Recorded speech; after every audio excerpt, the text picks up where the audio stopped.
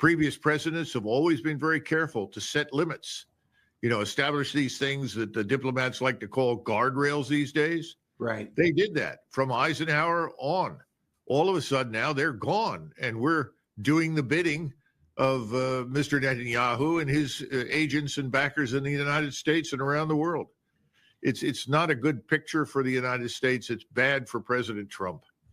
The other thing is that if he had been serious about this and his staff was doing their jobs, if the NSA was advising him, and for that matter, the Secretary of State, they would have all weighed in and said, Mr. President, let us talk to the people in the region.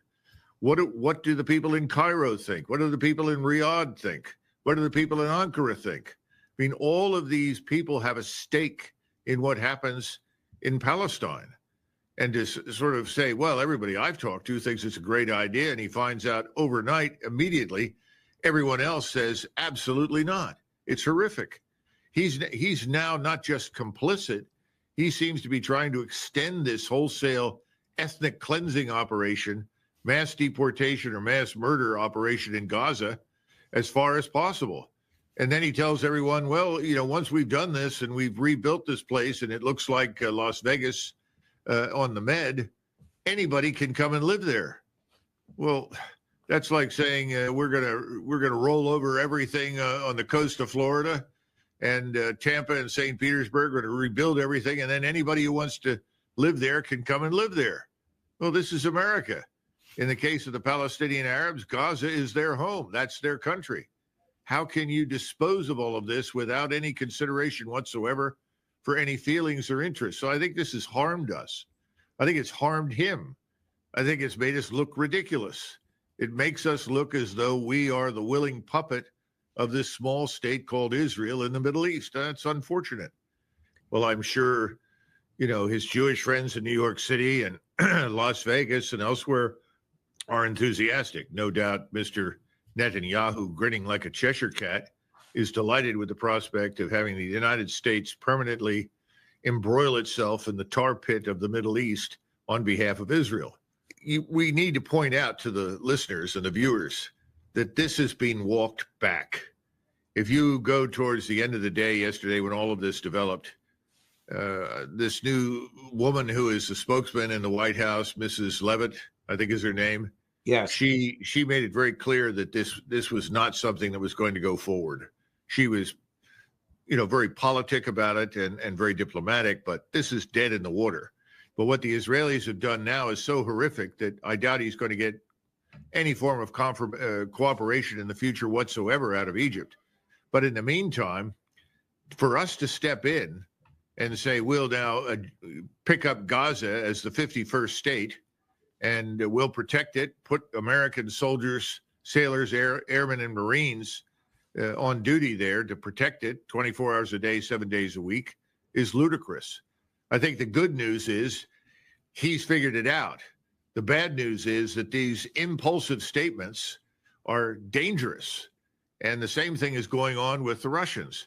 He's got major issues in the United States to deal with. He's talked about those.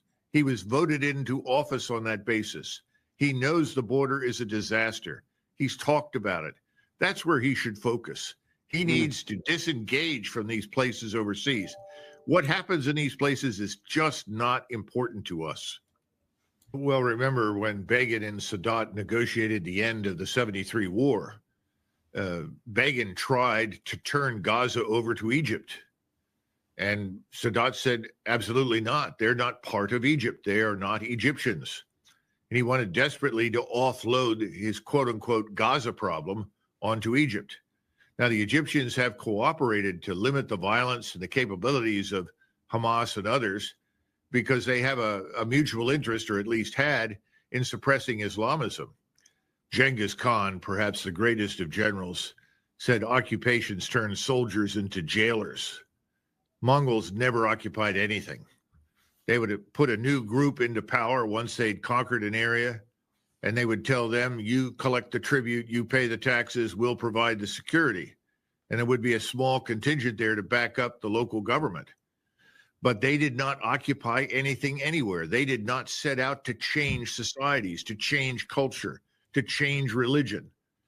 And Hamas is by no means destroyed any more than Hezbollah is. But he may think that he's bought more time for Israel to renew the fight and go back and finish the job, which is why he wants all of those 2,000-pound bombs and all the other munitions he can get his hands on. There are lots of Israelis who believe that he has systematically destroyed the Palestinian position and any hope of a Palestinian state. That was the goal, one of the goals. The underlying purpose, though, was to drive everybody out of Gaza. Well, that hasn't quite worked. I think he's going to stick with the first one. It's in his interest to do so, gives his forces a break to rest, refit for the next phase.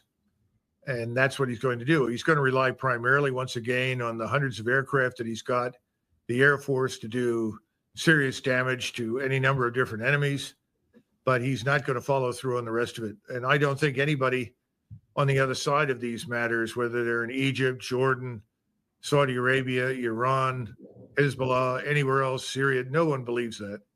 A friend of mine in the Navy who is an expert in missiles and travels all over, where he's just recently returned from the Pacific, told me, he said, if a war lasts longer than 2 weeks, we run out of all conventional munitions. At that point, we have to go nuclear. Well, that's absurd. We don't ever want to go nuclear. Right. We are in a very serious condition right now, and our armed forces do not need to be rebuilt. We need to build new armed forces. The world has changed. Warfare has changed. This business of rebuilding the old plant all over again is the wrong way to go. The intelligent thing for the president to do right now is to say, we've got to disengage and retrench.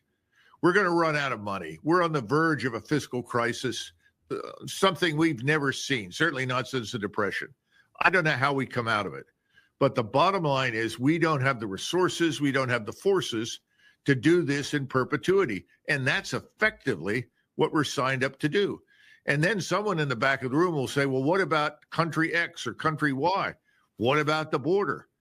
How many thousands of troops is it going to take us to really secure the border? And when we do, and we cut off the drug cartels from their enormous profits from human trafficking as well as drug trafficking, we're going to have a war on our hands. I think we have a war there now. Why are we not focusing on those things? And he knows that. I know President Trump, and I know he's concerned with those things. So this has all got to go away. He's got to stand up and say, look, I love Israel. I love the people. I want to help them in any way I can. But I cannot join their war in perpetuity. I cannot make their enemies America's enemies. This is not a relationship that we should want to have. All small states always have an interest in dragging a large power into their region to do their bidding. That's what we are right now.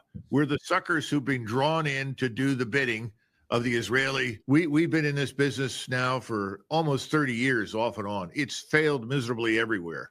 This would be, a road to certain ruin for us. And very shortly, Americans would look around and they would say, what are we doing here? This is what I try to tell people so often. Soldiers, Marines, they're not stupid people. They arrive at a place like this in Gaza. They look around and they say, what the hell are we doing here? We're not going to be able to change anything here. These people don't want us. They're going to shoot at us eventually, regardless of what happens. And they all understood that. But the generals and the politicians insisted, oh, no, we're bringing them this and that liberal democracy or whatever other benefits there are. The people in Gaza are not interested in living in luxury condos overlooking the ocean. I'm sure if you built them for them, they would probably consider it seriously. Right now, they just want to go home. And look at the photographs, the masses of human beings marching north back into areas where they used to live, where there is, as Secretary Rubio pointed out, nothing for them. Well, it looks like he recognizes who the real boss in charge is, and that's obviously Netanyahu. This is a shameful display of subservience that is completely inconsistent with the interests of the United States and the American people. It's hard to fathom how we got here. But let's be frank.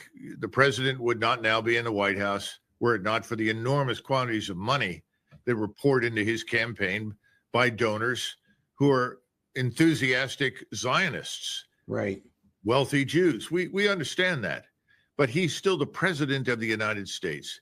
Hegseth is probably on the ragged edge of getting himself into very serious trouble. He needs to look at the limitations of our assets and our resources. It's this callous disregard for the lives of human beings. However much you want to support Israel, we as Americans are not interested in the destruction of human life in Gaza. That's not something that we all agreed to do. It's something that should be judged as reprehensible. The idea that we will take this over and rebuild everything sounds wonderful until you get to the question of what happens to the population that lives there. And the underlying truth is that President Trump and Netanyahu are both agreed that these people will be forcibly removed. To where? Under what circumstances? Hopefully now that you've gotten this dramatic response out of the whole Islamic world, and not just there, but also President Xi in China, now President Putin in Moscow, everyone has said this is unacceptable. We wouldn't support this anywhere in the world. And as I keep telling people over and over and over again, I like Israel. I supported the state and support helping Israel defend itself. But I didn't sign on for this project that is now involving expulsion and murder of hundreds of thousands, million people. It's incomprehensible. It's un-American. But there's no sense of that right now. And I think he must be operating in an echo chamber. Somebody has got to step inside and tell him, look, this is not what we are about. This is not what we as Americans support. Why are we doing this? Right. I think Donald Trump is someone who doesn't want a war. I've said that from the beginning. His instincts tell him wars are not good for presidents. But people can be talked into things, and he is someone who can be talked into things. It's not his forte. He's much more comfortable talking about business and economics and so forth. He's also got all of these donors standing behind him who have poured tens of millions of dollars into his campaign to get him elected. And they too want war with Iran. So I think it's a very difficult position that he's in. I wouldn't second guess him at this stage, but I would not exclude the possibility that he falls for the argument. We can do this. We'll do it quickly. It'll be over in 2 weeks or 3 weeks. I mean, that's something that General Wes Clark told Bill Clinton when he was president about the Kosovo Air campaign. And President Clinton said, how long do you think this will last? And he said, well, 3 or 4 days, 2 weeks at the most. Very hazardous statement to make. Wars are not predictable things. Right. So I think you've got a similar situation here. It depends on how much trust and confidence the president has in either Netanyahu or Lindsey Graham or Mr. Waltz, his national security advisor, who is also an Iran war advocate. So I wouldn't be surprised. I doubt seriously that Mr. Hegseth would push back against this. He's also another Iran war advocate. The worst thing that could happen for Mr. Netanyahu is for President Trump to strike a quote unquote deal with Iran that leads Iran, in a position to build a nuclear weapon. He doesn't want that. He wants absolute certainty that there's no potential capability for that at all. That may be difficult for President Trump to deliver. And overheard this mentioned, whether or not it was something that President Trump said or someone else, who knows? I would be very careful not to rush to assume that. Now, if, as you say, he emerges from the meeting and announces that, then that would suggest that he's made it clear to Mr. Netanyahu that regardless of what Netanyahu wants, we are going to open a new chapter in our relationship with Iran. I would welcome that, as I'm sure you would, because I certainly don't want to see a war between Iran and Israel or anybody else over there. But I wouldn't bet on it yet. He is, in my judgment, for President Trump's purposes, the voice from hell. And if President Trump continues to invite him into his inner circle, he's making a very serious mistake. But I think that Lindsey Graham and Mr. Netanyahu are unambiguously on the same page. I think they both want that war desperately, and they want us to be in it. And they think that they can be successful early on with the right kinds of strikes. We've heard that sort of thing so many times in the past, going back decades. It doesn't make any difference. once you open the door to a war like that, it has a bad habit of running in all sorts of directions you never anticipated, which is why I and many others would prefer no war at all, Judge. I think what President Netanyahu wants is a guarantee of continued delivery of all the ordnance and military equipment that he needs, whether it comes in the form of F-35 jets or missiles, rockets, anything. And I think he will certainly get that. As you know, President Trump has just announced $1 billion worth of equipment on its way to Israel. So that's the first thing. The second thing is I think there will be a discussion about what's happening in the region.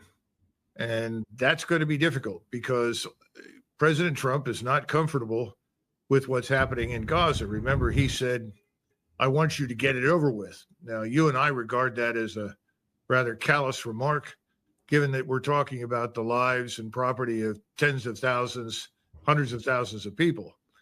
Well, that hasn't happened. And what he's gotten is instead a truce. And I think there'll be some discussion about pressing ahead to, quote unquote, finish the job in Gaza, whatever that means. And then there's the second part of this. But what are we going to do to help the Israelis secure their northern border now with Syria? They've moved into Syria. They want to retain territory in southern Syria. Are we going to stand by that and allow them to acquire that and keep it? And that puts us at odds potentially with the Turks. Then the other issue is the Kurdish problem in Syria. There are large numbers of Kurds, thousands that are ready to fight against the Turks if the Turks decide to remove them. There's a lot of evidence that that's actually beginning now. Are we going to pull all our forces out or not? You'll recall that in the past, President Trump has said, I want those forces out, and then ultimately he backed down. What the Russians want to do is put together a regional design that would provide for the security not only of Russia, which they are obviously interested in, but also Europe and us.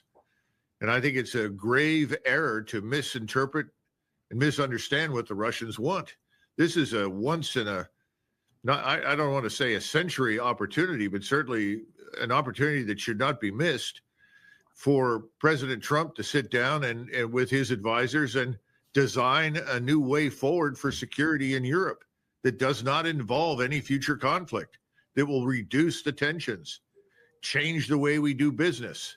It's so vital at this stage because the Russians are not interested in attacking anybody in the West. And they don't like the idea, obviously, of British troops or any NATO troops inside Ukraine policing the DMZ. You know, even though they admit that, yes, we think Ukraine has to be neutral, what's the point of neutrality if you're going to set the situation up like that? So the Austrian model, which is really the model I think that the Russians would accept, is not really on the table. And I don't think the president understands he has no leverage over the Russians. None. This looks like the same plan that he and Mr. Flights put together. I don't think it's going to go anywhere because it involves the things which Lavrov and Putin have said are unacceptable to them. And I don't see any evidence that the Russians are going to change their position. They are not going to accept some sort of line based on a frozen conflict. They're not interested in a Korean-style solution that leaves a demilitarized zone between East and West Ukraine. I think General Kellogg, like most people in Washington, are permanently frozen in the Cold War. They see everything through a lens that is distorted. They don't understand how the world has changed. They don't understand our limitations and our capabilities any longer. They're living in a world that passed over the last 30 plus years. They think this is 1991. It's not. Well, I think it's useful to point out that as far as we can tell, he receives, this is the president of Ukraine in the form of Zelensky, $11 million a month. That's his salary. So we can certainly point to waste, fraud, and abuse there. That's what the Russian and actually the Ukrainian press, it's out there, $11 million a month. And then on top of that, you know, we could point to his real estate holdings. They're worth tens of millions, and we don't even know with certainty which banks hold enormous quantities of cash.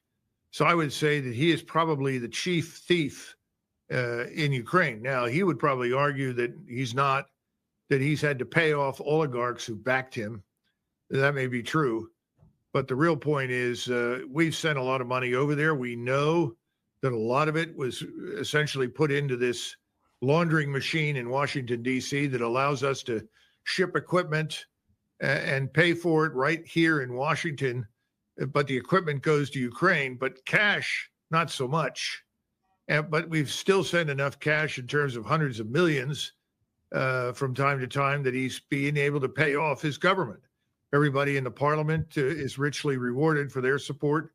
And of course, the officers in command of Ukrainian troops are earning vast sums of money. It is one giant scam. It makes Bernie Madoff look like a patriot in the United States compared to this man. The Russians right now have an enormous amount of military power concentrated in a couple of key places. One is across from Kiev, and the other is further south down near Kherson. They can move whenever they decide to move, and there's nothing the Ukrainians can do about it. We know that. If we continue to prevaricate and lie, as we have thus far, about the true state of affairs on the ground, they will eventually move. And there won't be anybody to sign anything because it won't be necessary. The entire Ukrainian state will have collapsed, and the Ukrainian population that remains is not going to put up a fight at this stage because they've had enough. So you'll end up with the Russians in charge, period. And we will have thrown away any opportunity we might have ever had to help shape some sort of outcome that would have been remotely beneficial to Europe or the Ukrainians. I was hoping that President Trump would realize that the policy in Ukraine is dead. I would argue that the policy in the Middle East is also dead, but immediately end what's happening in Ukraine, get out of it. But instead of that, he seems to have decided to extend it, perhaps because he thinks he can extract some goodness from it. After all, he's arguing that in return for rare earths, we would provide more military aid. Well, I don't know who the military aid will go to. I mean, there are 1.2 to 1.5 million dead Ukrainians. They can't replenish the ranks. There are no substitutes. The state of Ukraine is effectively destroyed. So where is he going to get the people to operate the equipment he gets? I think it's ridiculous, but apparently that's President Trump's idea that if he can extract rare earths from them, that would be a benefit. The problem is the rare earths are all in the areas that are populated with Russians, and the Russians currently control them. So you're not going to get any rare earths out of that. There's $7.8 trillion supposedly worth of rare earths. They are all under Russian control in eastern Ukraine, which is Russian. That's everything from graphene to beryllium to lithium, any number of different things. In fact, there's a major lithium mine also in that area of eastern Ukraine. There were always coal mines there. And coal mines, in the seams of the coal mines, you get rare earths, by the way. We've got that here in the United States. Been a big source of frustration for me that we're not maximizing our focus on that. But having said that, the only thing worth having in Western Ukraine, where there are no rare earth deposits, as far as I know, or anything else, that is the black earth, the rich agricultural land. Well, here's an interesting flash. Cargill, DuPont, and Monsanto already have bought up the rights to most of the land in Western Ukraine. So I don't know how he handles that, but this is part of Mr. Zelensky's effort to sustain himself and his regime in power by selling off assets. But the rare earths in particular, forget it, President Trump, you're never going to see them. There is an assumption in the Trump administration that Ukraine is a viable state. It is not. There is an assumption that the Ukrainian military, with additional aid, can recover and continue to fight. That is untrue. There is an assumption in the Trump administration that they can overcome the corruption that riddles the country by extracting some benefit from rare earths. That's not going to happen. The 7.8 trillion of those are in the eastern part of Ukraine under the Russians. And there's this other underlying assumption: Russia's bad. Russia's the enemy. President Trump knows better than that. These people are not the enemy of us. They're not the enemy of Western Europe or Eastern Europe. There's no interest in going to war with us, and he should step forward and make that clear. But for some reason, he's decided to stay on point. That's why I said the clinging to this carcass of dead policy is a serious mistake. If he doesn't get out of this and distance himself from the folly and stupidity of his predecessors, it could well drag him into the pit. What President Putin will want are confidential discussions.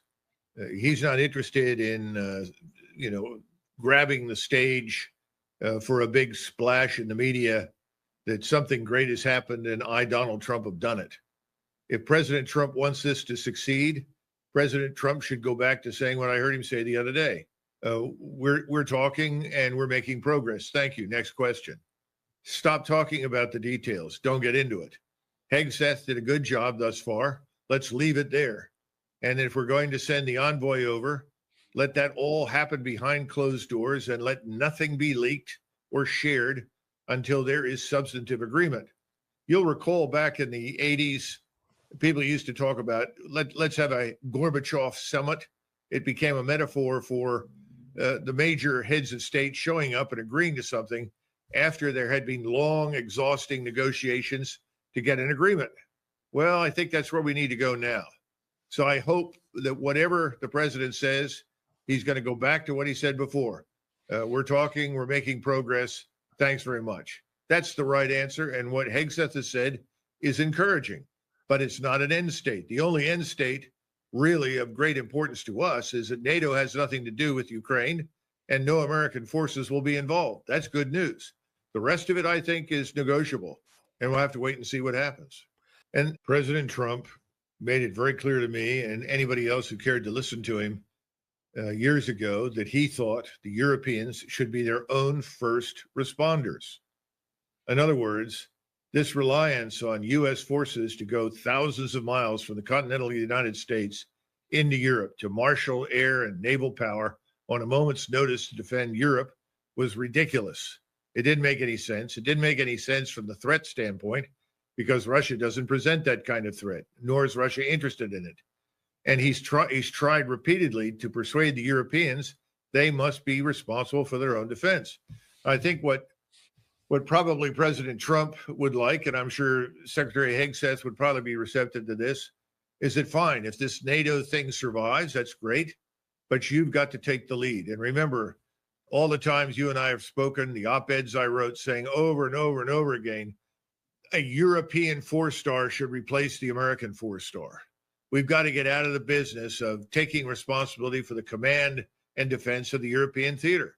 That's not our problem. And I think at the end of the day, I think that's really what Secretary Hegseth is saying. Let's get out of this. We'll backstop you. We will stand by you, in the event of a serious conflagration. We'll back you up. But you've got to take the lead and defend yourselves. I think that's very clear. I think that's what President Trump wants, and he should want it, and the Congress should want it. But we all know Congress will fight it because you're disrupting a money flow that's become very, very useful for a lot of people, only not the American people. I think we're living in a different age now.